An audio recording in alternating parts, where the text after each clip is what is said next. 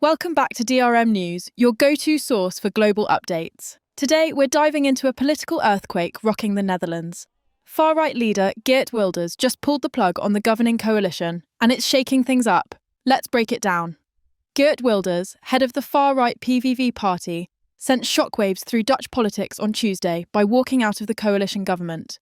This move could topple the right-wing cabinet and trigger snap elections in the Eurozone's fifth-largest economy. Hide the dramatic exit. Wilders says his coalition partners refused to back his hardline plan to slam the brakes on asylum migration. He's been pushing for what he calls the strictest asylum policy in Europe. As you know, the PVV promised the voters the strictest asylum policy ever and the strictest policy among the strictest countries in Europe.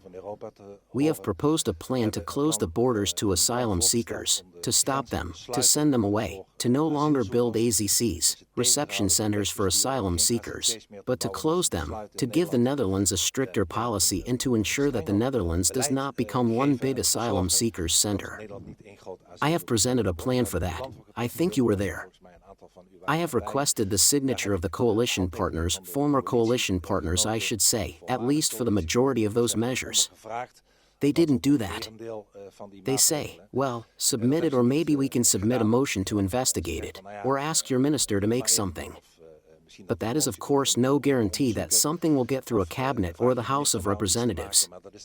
So I could do nothing else now than to say we withdraw our support for this cabinet. Niets anders doen nu dan te zeggen dan trekken wij onze steun aan dit kabinet in.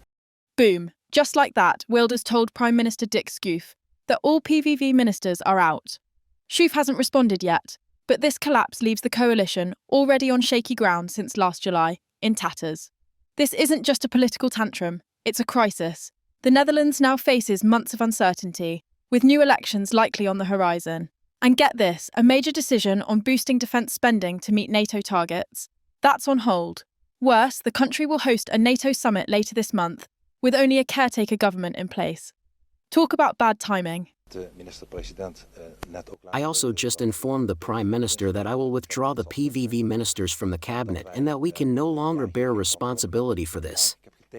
I signed for the strictest asylum policy, not for the downfall of the Netherlands.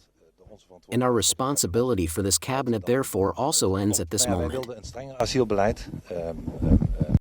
Wilders is doubling down, pointing fingers at his former allies for not sticking to the coalition's promise to be among Europe's toughest on migration. We wanted a stricter asylum policy, more than stated in the main coalition government agreement.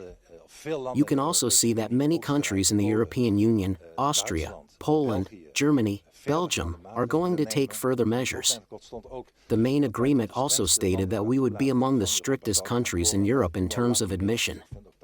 We have not been doing that for a long time, so I also think that this tightening is completely in line with the outline government agreement. Countries like Austria, Poland, Germany, and Belgium are tightening their policies. Our coalition agreement promised we'd be among the strictest in Europe, but we're falling behind. My plan was in line with that agreement, but they wouldn't back it. That's a betrayal of our deal. So, what's next for the Netherlands? A caretaker government, looming elections, and a NATO summit that could get awkward. Wilders' gamble might rally his base, but will it backfire with voters? Let us know your thoughts in the comments below, and don't forget to like and subscribe for more updates from DRM News.